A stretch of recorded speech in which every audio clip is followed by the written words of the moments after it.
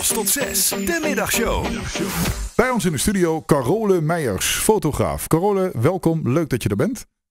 Dankjewel. Zal we het dialect doen of in het Hollands? Liever een dialect. Liever een dialect. Ja, Oké, ja. dan voor dat. Carole Meijers. Carole huus je net zo vaak. Het is meestal Carola, hè? Ja, klopt. Ja, heel veel mensen die vergissen zich daar ook in. Dus, maar dat mag je niet doen. Nee, oké. Carole Meijers, daar houden we het op. Fotograaf. Je bent op dit moment bezig met een fotoproject Heerlen laten los. Door fotografeers, bekende en minder bekende Heerlenaren.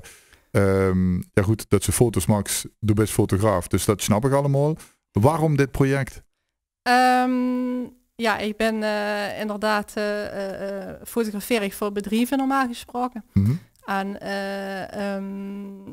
ja, een keer in het jaar zeg maar, doe ik ook een project, een vrijwerk. Dat probeer ik wel altijd te doen, omdat ik dat gewoon heel leuk vind om te doen. En met vrijwerk bedoel ik van een project wat niet in opdracht is. Mm-hmm. En hoe ik mijn creativiteit ook in kwijt kan. En ja, nu is het heel laat los. Het is eigenlijk ontstaan doordat ik voor gemeente Heerlen fotografeer. En dan fotografeer ik alle ontwikkelingen in het centrum van Heerlen. Ja, daar spraken heel veel lui mij aan. Mm-hmm. Tijdens het fotograferen van de bouw, maar ook tijdens het fotograferen van bijvoorbeeld murals. Ja, lui die vongen dan bijvoorbeeld van, oh ja, het gebouw werd afgebroken. En dat vind ik maar niks, want ik zou eigenlijk liever zien dat ze het gebouw bijvoorbeeld opknapten en in plaats van een nieuw gebouw bouwen.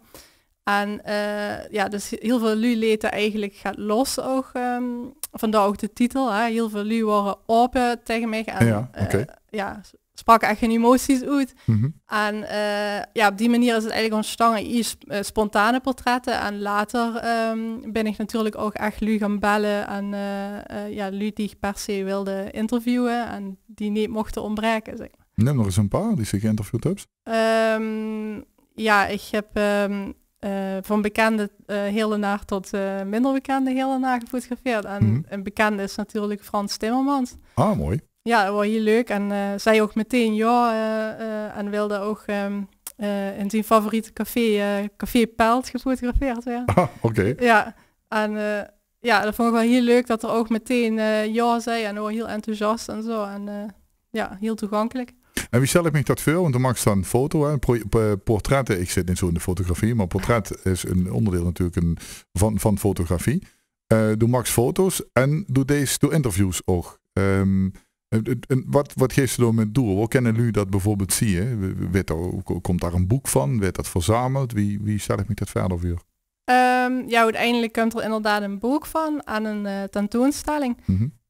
En dat boek, dat gaat misschien uit 2 delen bestaan, maar dat weet ik nog niet zeker. En het eerste deel werd dan uitgebracht in eind volgend jaar. Oké. En ja, ik zeg dat omdat het misschien, dat het uit delen bestaat, komt eigenlijk doordat er zoveel lui zijn eigenlijk die nog op er is te veel. Ja. En ja, lui die ik ook echt wil spreken en die hele interessante dingen over Heerlen hebben te vertellen. En ja, die mogen gewoon niet ontbreken, vind ik. En die inspiratie doorvan, want het is naar aanleiding van een opdracht die ze voor de gemeente Heerlen deed, een bidboek. Klopt, project bidboek, ja. Project bidboek, ja. En, maar dat is een Heerlens meisje?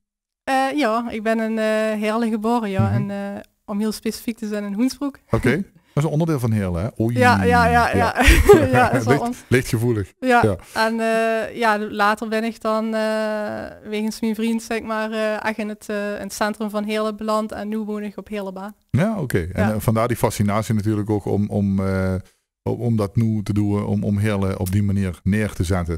Maar dit is niet echt een promotie voor Heerlen, hè? Zo moest het niet omschrijven, denk ik. Nee, ja, het is ook helemaal niet met die redenen, zeg maar, ben ik niet begonnen. Mm-hmm.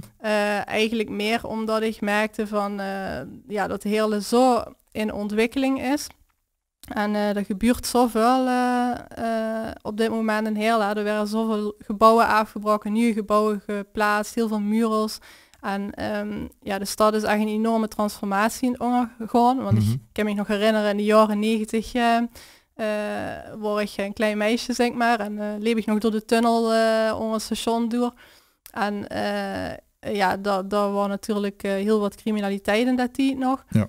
En dan merk je nu dat heel een soort van op het krabbelen is.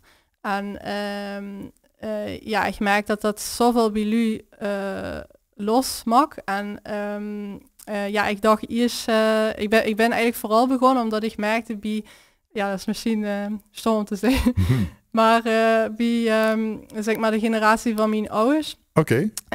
Dat die lui hebben natuurlijk de tijd met gemak in jaren 70, 80 in Heerlen.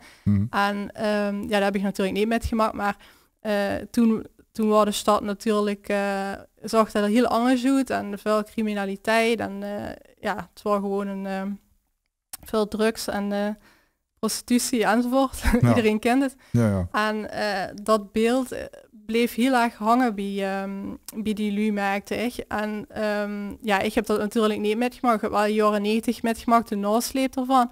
Maar ik merkte van, Heerlen ziet er op dit moment zo anders. De identiteit van Heerlen, zeg maar, de sfeer en de beleving. En ik wil gewoon een eerlijk beeld geven van wie Heerlen nu is. Maar ook wie het was, maar ook wie het gaat werden, zeg maar. Oké, dus de hele transitie wil ze eigenlijk, Ja, dus ik wil echt een tijdsdocument, zeg maar. Zoals ik dan documenteren, wil ik zeggen. Ja. Echt een document inderdaad maken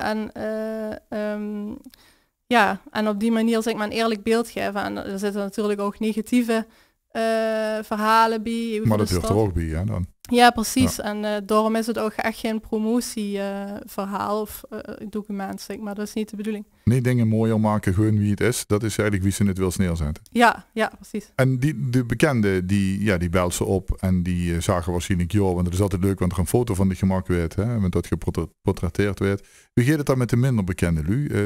Zijn die ook toegankelijk doorin om gefotografeerd te worden, et cetera? Meer nog dan dat ik eigenlijk had gedacht. Okay. Want ik merkte op het begin natuurlijk dat ik Lu echt moest benaderen. En bijvoorbeeld via Facebook of Instagram, maar ook gewoon op straat heb ik Lu aangesproken. Maar op een gegeven moment merk ik van dat Lu ook spontaan naar mij toe kwamen.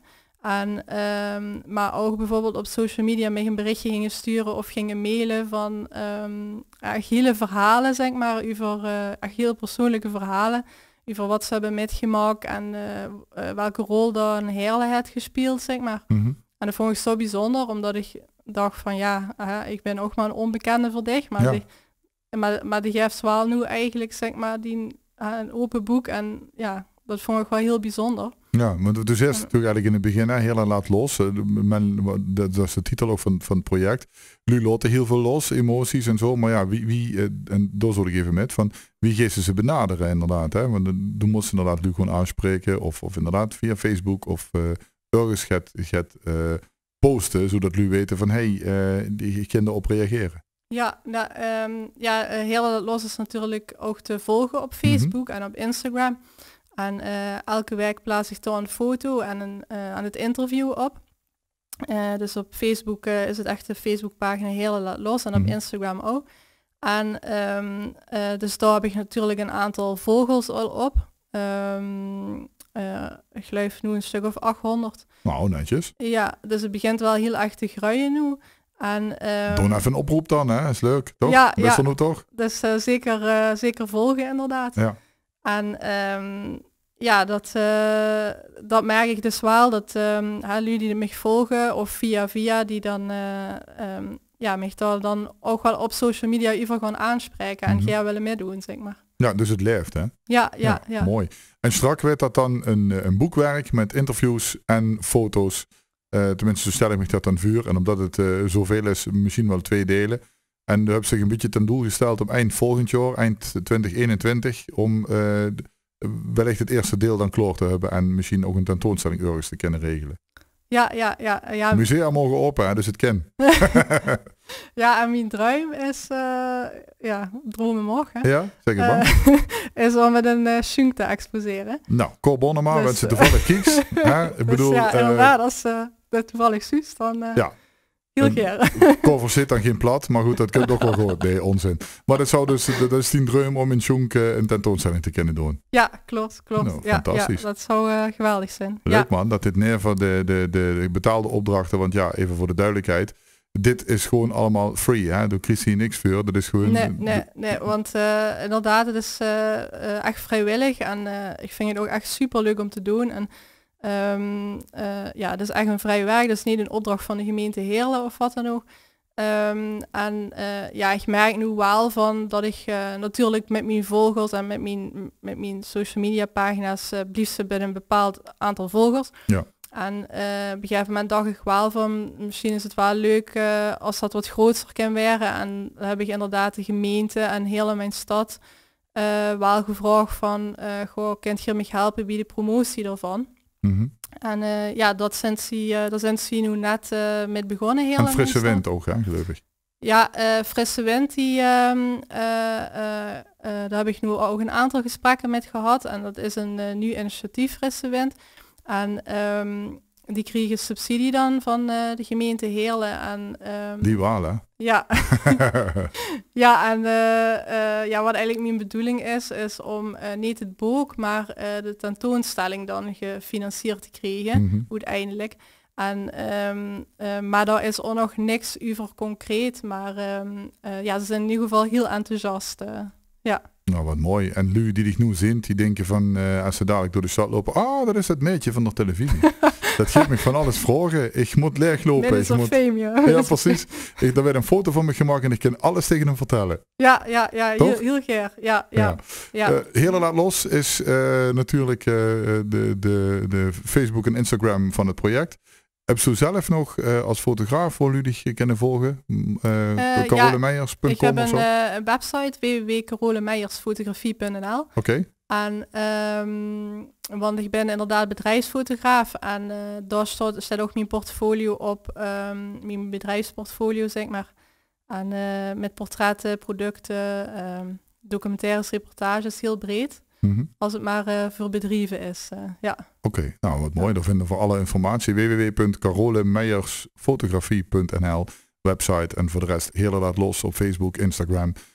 Voor gewoon veel van die zin en doe lieds ook heel veel zien in de nabije toekomst. Ik vond het erg leuk dat ze er was. Ik ook, inschrijven. Zullen we nog het vergeten? Nee? Oh ja. Oh wel, oké. Michel Huisman, als kieks, dan zou ik heel graag dich ook willen vragen voor Heerlen laat los. Dus. Heb ze dat nog niet gehad? Bel met je. Nee, nog niet. Dat mag niet ontbreken, dus... Meteen dan ook maar een oproep doen voor u.